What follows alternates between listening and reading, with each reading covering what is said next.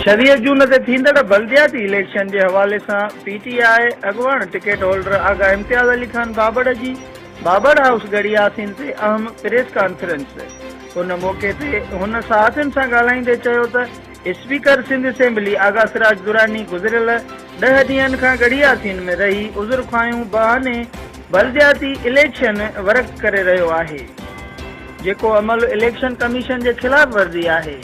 Election commission समेत जिम्मेवार इदारन का घुर था करूं त अड़े गैर कानूनी अमल खिलाफ सख्त कदम खणी कानूनी कार्रवाई कई वञे।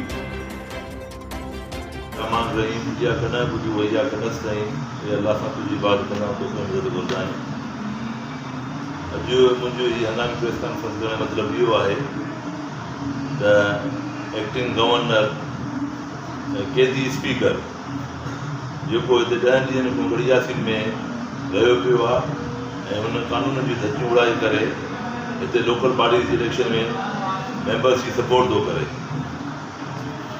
ऐं पूरे तालुके गड़ियासीन में हर हंधि हुनजी अपीयरेंस आहे ऐं हू माण्हुनि सां वञी करे ऐं माण्हुनि खे घुराए पाण वटि जेको थ्रेड में अचे थो उनखे थ्रेड थो करे ऐं जेकॾहिं को माण्हू ॿी कंहिं लालच में अचे थो उनखे उहो लालच ॾेई माना हिते 10 ॾींहनि खां कैंप पयूं पेरोल ते पाण ई कराए आज़ादु हिते अची पहुतो आहे गड़ियासीन में। इन में छा सम्झो वञे त हिन में फेयर इलेक्शन थींदी? गवर्नमेंट जी मशीनरी सॼी इस्तेमालु थो करे वेठो टोटली। उन खां पोइ जेको आहे आम माण्हू ते इहो कहिड़ो असरु पवंदो त कंहिंखे असां वोट कयूं ऐं छा कयूं।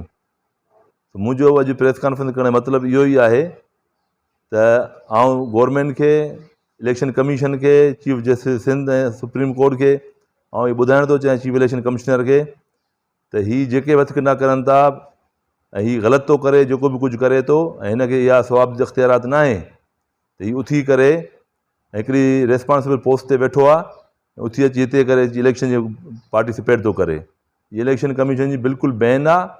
जॾहिं हेठनि नंढनि ऑफिसरनि ते हुननि ते बैन आहे त हिन ते कीअं न आहे बैन जेको आहे त इहो पंहिंजो फुल फ़ाइदो थो वठे तरदियूं करण थो अचे चयो मां तरदियत न तरदियत इलेक्शन पहिरियों करे या पोइ करे हा न इलेक्शन जे ॾींहं ते इलेक्शन वग़ैरह में थींदा 10 ॾींहं खां तरदियूं थो करे या तरदियूं जेके आहिनि त हिकु ॾींहुं माण्हू ईंदो आहे 2 ॾींहं लाइ ईंदो आहे त 10 ॾींहनि खां तक़रीबन थो हिते रहियो पियो आहे ऐं माण्हुनि ते प्रेशर विझी इहो ग़लति कमु आहे।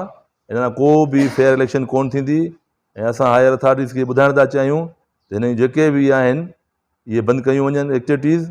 इंशाअल्लाह ताला इलेक्शन खां पोइ मां हिन ख़िलाफ़ु इलेक्शन कमीशन पिटीशन दाख़िल कंदोमांसि त हीअ जेके बि करे थो हिते जेको आहे त हिकु ॻाल्हि इहा। ॿी ॻाल्हि इहा आहे त सरेआम शहर में हथियारनि सां फायरिंगियूं कराए माण्हुनि खे हिरासन कयो थो वञे।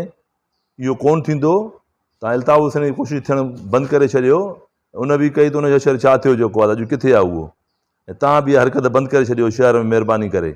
माण्हू ते तव्हां हथियार खणी या हथियारनि सां माण्हू घुमाईंदव इन सां माण्हू ते असरु कोई बि न पवंदो ऐं न असां डिॼूं था न असां डिॼूं ई था न डिॼाई आहियूं अॻ में कंहिंखो। त महिरबानी करे इलेक्शन जे ॾींहुं पुरअमन इलेक्शन करायो। मुंहिंजी एजेंसियुनि खे ऐं जेको आहे त SSP खे DIG खे सभिनी खे इहा रिक्वेस्ट आहे त महिरबानी करे पुरअमन इलेक्शन करायो। जेकॾहिं इहे हालात हूंदा इहे वाक़ियात हूंदा त पुरअमन कोन थींदी इलेक्शन ऐं हिन जो जेको बि सभा नुक़सानु थियो सिराज दुरानी एंड ब्रादर्स जे मथां हर शइ थींदी कानूनी जेका ख़बरुनि जी दुनिया।